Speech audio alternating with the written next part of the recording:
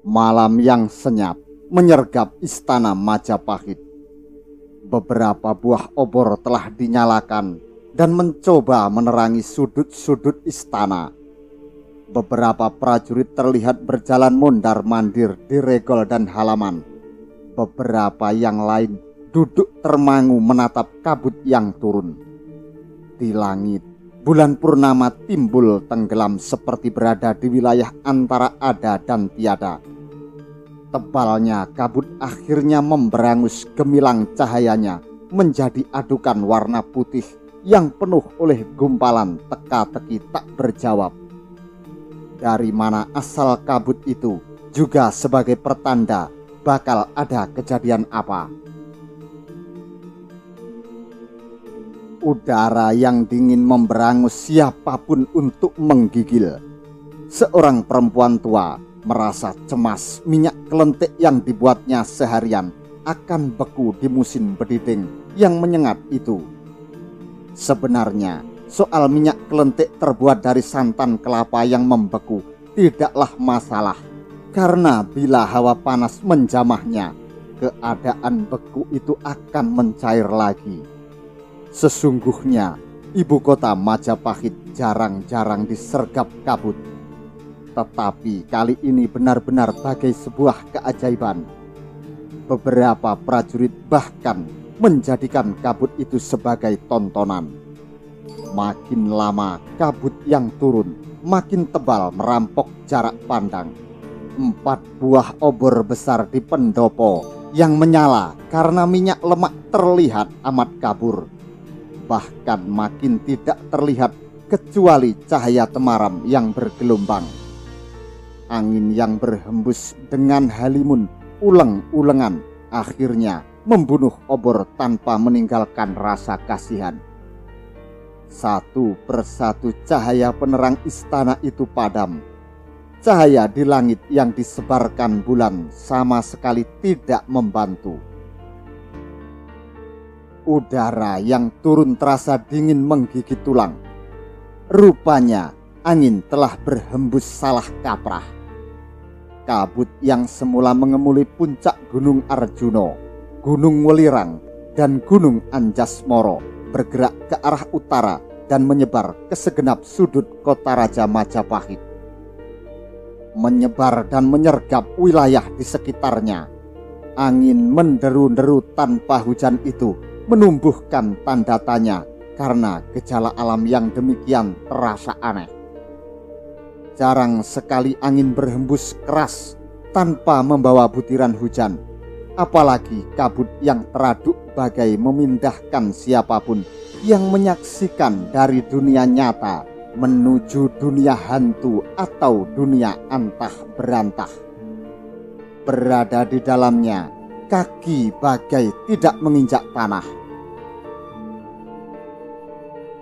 Istana Majapahit yang megah, yang dibangun dengan dinding tebal berbatu berawal dari sebuah desa bernama Tarik, berada pada garis lurus ke selatan dari pelabuhan sungai, juga benteng Canggu yang terletak di arah selatan Pedukuhan Mojokerto. Salah satu pintu gerbangnya yang menjulang gagah disebut Candi Wringin Lawang. Siapapun yang mengerjakan penyelesaian puncak pintu gerbang itu, atau apabila orang memanjat tingginya pohon kelapa, dari tempat itu akan tampak beberapa pohon cemara yang menandai taman makam Antahpura berada. Di sana, di tempat yang orang juga menyebutnya Trowulan, terletak sebuah segaran, tempat para ratu dan putri istana membasahi diri dalam acara lelumban. Istana Majapahit menghadap ke arah barat dengan alun-alun berdinding rangkap, menjadikan adanya alun-alun dalam dan luar. Luas alun-alun dengan dinding menjulang setinggi rumah dirasa masih belum cukup, dan dipandang perlu membangun alun-alun luar serta melingkarinya dengan pagar dinding batu yang menjulang lebih tinggi. Pintu gerbangnya yang amat megah ditandai nama Purawaktra. Sepanjang jalan yang membelah alun-alun bagian dalam ditanami pohon tanjung berselang-seling dengan pohon Bramastana, menjadikan istana yang lazim disebut Balai Manguntur atau Tatak Rambat itu terasa sejuk dan sangat asri. Di Balai Manguntur inilah dilaksanakan pasewakan dan pisowanan ageng, sekaligus menjadi bagian muka istana raja. Pasewakan dan pisowanan biasanya diikuti oleh segenap kesatria, para pendeta, pujangga, serta 2 orang dharma diaksa dengan 7 pembantu yang selalu menyertainya. Bagian utara istana diperuntukkan para pujangga dan menteri. Bagian timur tempat duduk para pendeta siwa. Semuanya menghadap ke sebuah arah berupa rumah kecil, tempat duduk raja yang biasa disebut Balai Witana. Dari Balai Witana, bila pandangan ditebarkan melintas ke depan, terlihat barisan pohon asoka yang sedang mekar bunganya berwarna merah dan putih sangat indah. Pohon asoka berselang-seling dengan pohon tanjung dan pohon Bramastana juga melingkupi bangunan memanjang bernama Pancari Wilwatikta. Bila tatapan diarahkan menembus dinding, terdapat gedung yang baru saja selesai dibangun, ditandai nama Wisma Dharma Diaksa Kasaiwan Hyang Brahmaraja. Candi Bajang Ratu meski bernama candi, itu sebutan untuk pintu gerbang kota sisi selatan, sebagaimana Candi Wringin Lawang adalah sebutan untuk pintu gerbang di arah utara yang pintunya terbuat dari terali baja. Candi Bajang Ratu merupakan bekas pintu utama istana yang juga disebut Wijil Kapindo. Berseberangan letak dengan pintu gerbang berikutnya yang disebut Candi Tikus, karena banyak sekali ditemukan tikus di tempat itu dan dinamailah gerbang itu Candi Tikus. Lebih ke utara lagi, terdapat sebuah lapangan luas yang sering dimanfaatkan untuk berlatih perang. Letaknya tak jauh dari Jatipasar. Lapangan itu dinamai Bubat, yang setiap tahun di bulan Caitra selalu diadakan perayaan besar. Bagai pasar Tiban, banyak orang mengunjungi pasar itu untuk berbelanja atau menghibur diri. Luas lapangan membentang ke timur setengah krosa dan ke utara setengah krosa. Cukup memeras keringat untuk berlari mengelilingi dalam geladi perang. Di tanah lapang yang luas ini sering juga digunakan berlatih watangan, sebagaimana alun-alun bagian dalam di depan Balai Manguntur juga dimanfaatkan berlatih oleh para prajurit untuk ngembat watang, bahkan berlatih ilmu perang ngeraboso mungsuh. Kabut yang turun tebal itu juga menjarah lapangan Bubat. Kabut juga dengan kejam membungkus wilayah di luar batas dinding kota raja. Para prajurit bersiaga penuh ke sudut-sudut istana. Gajah Mada yang berpangkat bekel tetapi memegang kendali penuh atas pasukan kawal istana yang memiliki nama menggetarkan. Bayangkara menyebar segenap prajuritnya untuk berada dalam kesiagaan tertinggi. Prajurit yang menjadi bagian dari pasukan khusus dengan derajat kemampuan melebihi prajurit dari kesatuan yang lain, benar-benar prajurit yang terlatih. Trengginas dalam bertindak, cukat terampil dalam mengambil langkah. Kabut itu terbawa angin deras. Angin deras menyebabkan kabut menghilang. tetapi muncul lagi karena hawa dingin yang menggigit tulang. Angin deras yang membawa udara dingin menggigit itu pula yang menyebabkan para istri dengan ketat memeluk suaminya, atau anak yang menyusup mencari perlindungan di balik dekapan ibunya. Para orang tua yang menganggap yang terjadi itu sebagai sebuah keganjilan segera keluar untuk mencermati. Di sudut sebuah perondan, 3 lelaki terheran-heran. Apa ini? Bertanyalah salah seorang di antara mereka. Angin membawa kabut, jawab seorang di antara mereka. Ya, aku tahu, ucap yang pertama. Maksudku, kabut ini sangat aneh. Kabut ini terlalu tebal dan tidak wajar. Aku bahkan tidak bisa melihat wajahmu dengan jelas.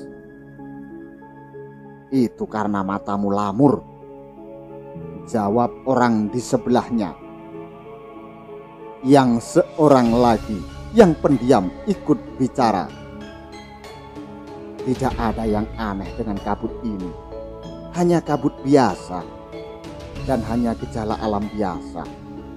Hanya kebetulan sangat tebal. Di masa mudaku, di kaki Gunung Sindoro dan Sumbing, aku sering berhadapan dengan keadaan seperti ini. Laki-laki yang mengaku pernah tinggal di kaki Gunung Sindoro itu menguap. Aku mengantuk, ucapnya. Aku mau tidur. Laki-laki itu beranjak naik ke perondan dan segera membungkus diri dengan kain sarung kumal yang dimilikinya. Akan tetapi, orang tua biasanya menggunakan ngilmu titen, kemampuan untuk menandai sebuah peristiwa. Ki Wongso Banar dan Ki Diporumi, 2 orang penduduk biasa yang tinggal di luar dinding kota Raja Majapahit itu, memiliki wawasan yang jarang dimiliki oleh orang lain. Apabila malam tiba, apalagi langit tampak jernih, mereka seringkali memperhatikan bintang-bintang di langit. Kedudukan bintang yang juga disebut Kartika bagi mereka memiliki makna. Itulah sebabnya kemunculan bintang Kemukus dengan ekor yang memanjang dan terlihat benderang memberi kecemasan di hati Ki Wongso Banar dan Diporumi. Apalagi kini muncul keganjilan, kabut tebal membungkus kota raja. Betapa berdebar isi dada orang tua itu. Bagaimana menurutmu, Adi Diporumi? Bertanya laki-laki tua dengan rambut yang sudah memutih itu. Apakah menurutmu apa yang baru saja kita lihat bukan suatu hal yang amat mendebarkan? Ki Diporumi dan Wongso Banar rupanya memiliki perbendaharaan, pengetahuan yang langka yang tidak dimiliki orang pada umumnya, bahwa kemunculan bintang Kemukus merupakan isyarat yang tidak baik. Hal itu sudah diketahui oleh banyak orang. Namun, bahwa munculnya kabut dengan angin deras tak berhujan, hanya orang tertentu yang menandai kejadian aneh seperti itu. Apalagi sehari sebelumnya ketika langit terlihat bersih, tampak bintang Kemukus dengan ekornya yang memanjang gemerlapan. Wirahandaka, seorang pemuda yang menemani kedua orang itu, menyimak pembicaraan yang terjadi dengan penuh perhatian. Meski rasa penasarannya terpacu, Wirahandaka berusaha menahan diri untuk tak bertanya. Apakah yang terjadi ini seperti pengulangan atas apa yang pernah terjadi pada masa silam? Sehari menjelang perang besar yang terjadi antara Tumapel di bawah kendali Ken Arok melawan Kediri di bawah Kertajaya, terjadi keganjilan seperti ini. Kabut tebal dan badai melintas di malam saat langit sedang berhias kemukus, seolah menjadi pertanda khusus akan adanya perang yang meminta banyak korban. Berkata Ki Wongso Banar, bukan hanya perang atas Tumapel dan Kediri, tambah Ki Diporumi, tetapi juga di malam menjelang kehancuran Singosari yang digempur Jaya Katwang, kabul tebal menyergap kota Raja Singosari dengan amat pekatnya, ditandai kemunculan angin deras. Pertempuran yang sangat berdarah terjadi di kota Raja Singosari. Kertanegara yang tidak dikelilingi prajuritnya karena dikirim ke Pamalayu digempur Jaya Katwang. Kertanegara pralaya. Gejala alam seperti itu Ki Diporumi dan Wongso Banar mempercayainya. Wirahandaka atau juga dipanggil Wirandaka akhirnya tak bisa menahan rasa penasarannya. Apakah bisa dipastikan dengan demikian besok akan terjadi peristiwa besar? Peristiwa apakah itu? Besok negeri ini akan diserbu negara lain atau bagaimana? Ki Wongso Banar dan Diporumi saling berpandangan. Apa yang kami bicarakan ini hanyalah ilmu titen, Wirandaka. Balas Diporumi bahwa dahulu kala ada beberapa perang besar yang meminta banyak korban nyawa. Umumnya ditandai munculnya lintang kemukus. Setelah beberapa hari, bintang yang memiliki ekor menyala benderang itu menampakkan diri. Pertanda munculnya kabut dengan pusingan angin itu makin mempertegas bakal hadirnya peristiwa itu. Jika kau bertanya akan terjadi peristiwa apakah besok, aku sama sekali tidak memiliki kemampuan untuk mengintip hari esok. Wirandaka termangu penasaran. Kalau ternyata besok tidak terjadi apa-apa? Wiro Banar memandang Wirandaka dengan tajam. Aku yakin besok akan terjadi sesuatu yang luar biasa. Ya, Ki Diporumi meyakinkan. Aku juga yakin besok akan terjadi sesuatu. Nah, kau dengar suara itu? Wirandaka berdesir ketika telinganya menangkap suara melengking menyayat. Suara burung gagak di malam hari benar-benar menimbulkan rasa tidak nyaman di hati siapapun. Bukan hanya burung gagak, suara burung bence pun ikut membelah malam bersahutan. Apalagi ketika beberapa ekor anjing menyala bersahutan, beradu keras dan saling mengejek. Seorang bocah amat ketakutan oleh suara anjing itu dan bersembunyi di sela pelukan ayah dan ibunya. Bagi bocah itu, di luar sana ketika anjing sedang saling menggonggong, sedang ada hantu yang mencuri perhatian anjing-anjing itu. Bukan anjing itu yang membuat bocah itu ketakutan, tetapi lebih karena hantunya yang matanya melotot akan lepas, lidahnya menjulur terayun-ayun, menetes-netes. Suasana terasa sangat hening seiring dengan waktu yang bergerak membelah ke pusat malam. Kabut yang membungkus kota Raja Wilwatikta terasa makin pekat. Bahkan akhirnya Ki Wongso Banar dan Diporumi tidak bisa saling memandang. Obor yang dipegang Wirandaka kehabisan minyak. minyak yang dibuat dari lemak itu akhirnya tidak bersisa. Apakah jika siang datang, keadaan akan tetap seperti ini? Bertanya Wirandaka yang ternyata dilibas rasa cemasnya. Tentu tidak. Kau tahu jawabannya, balas Ki Wongso Banar.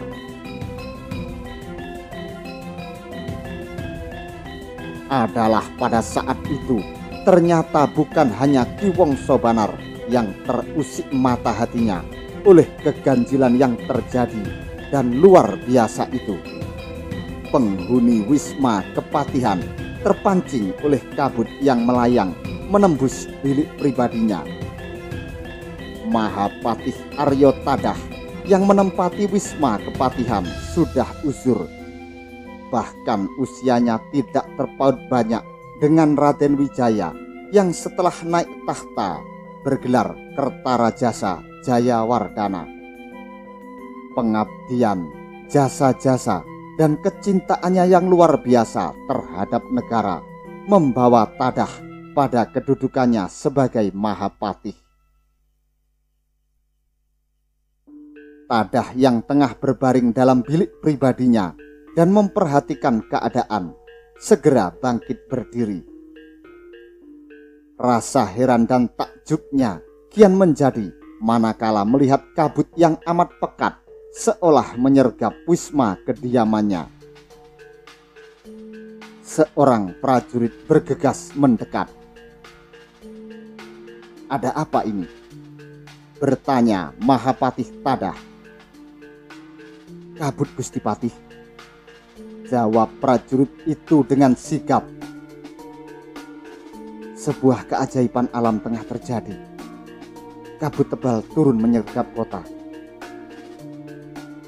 Tadah termangu. Rupanya Tadah teringat tontonan langka seperti ini pernah disaksikannya sekian tahun yang lalu. Dengan tertatih, Tadah melangkah turun ke halaman. Prajurit itu sigap membantunya. Aryo Tadah yang tua menggapaikan tangannya seolah ingin memegang kabut itu.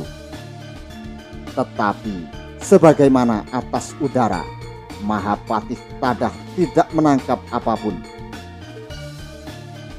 Kabut yang turun benar-benar tebal. Bahkan dari tempatnya, Mahapatih Tadah tidak berhasil melihat regol depan Wisma Kepatihan. Yang terlihat hanya warna putih. Jika Tadah menengadah tepat di bagian di mana bulan berada, kabut tampak keputih-putihan. Tiba-tiba Tadah berdesir.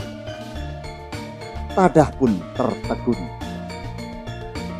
"Ada apa, Gusti Patih?" bertanya prajurit muda itu. "Kau dengar suara itu?" balas Mahapatih Aryo Tadah. Prajurit muda itu menyempatkan memperhatikan keadaan dengan lebih cermat dan saksama. Ada suara anjing menggonggong di kejauhan. Ada pula suara bence yang melengking menyayat membelah malam. Namun baginya anjing yang melolong atau burung bence yang menyayat bukan hal aneh. Barulah suara yang agak ganjil itu muncul belakangan. "Burung gagak," desis prajurit itu. Terdengar suara burung gagak, burung kelam yang konon menjadi lambang kematian. Burung gagak mempunyai ketajaman indera luar biasa. Setidak-tidaknya burung gagak tahu jika ada orang yang sedang sakit yang akan segera mati. Jika seseorang sakit dan di atap wuwungan hinggap seekor burung gagak, boleh diyakini orang yang sakit itu akan segera mati. Atau jika burung gagak hadir di sebuah tempat dalam jumlah yang banyak, sangat mungkin di tempat itu nantinya akan terjadi bencana yang akan banyak menelan korban jiwa.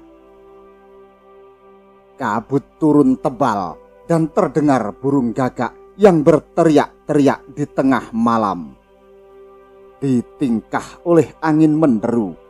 Bukankah angin menderu macam itu akan membungkam burung gagak atau ribuan mulut burung beranjangan sekalipun? Malam ini memang terjadi kejadian yang aneh-nganehi, Gusti Patih, berkata prajurit yang menemaninya. Aryo Tadah mencoba memperhatikan, tetapi kabut tebal menghadang pandangan matanya. Mahapatih Tadah yang telah sampai pada sebuah simpulan berdesir tajam. Mahapatih Tadah yang telah banyak mengenyam asam garam kehidupan serta mumpuni dalam membaca tanda-tanda alam, tidak bisa menutupi rasa cemasnya. Aryo Tadah menjadi tambah gelisah oleh kenangan terhadap tanda-tanda yang muncul di saat terjadi peristiwa-peristiwa besar. Malam menjelang kematian Ken Dedes misalnya, badai dan kabut tebal bahkan menyapu seluruh negeri. Ribuan bahkan jutaan ekor kunang-kunang beterbangan menjadikan suasana bertambah keruh, membingungkan dan mengundang cemas siapapun. Esok harinya semua orang menemukan jawabannya ketika prajurit berkuda membacakan wara-wara di pasar-pasar dan di tempat-tempat ramai.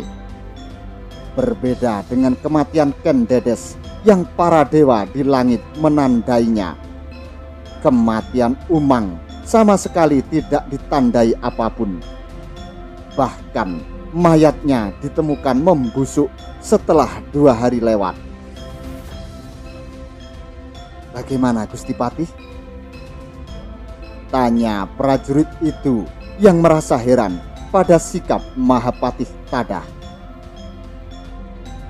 Aryo Tadah tidak menjawab. Laki-laki tua itu terus melangkah, bahkan turun ke jalan. Patih Tadah tidak melihat apapun kecuali tebalnya kabut.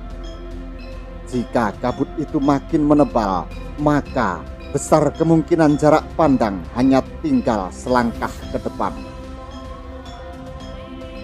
Pergilah ke istana. Tiba-tiba Tadah berkata, panggil Bekel Gajah Mada. Suruh dia menghadapku sekarang.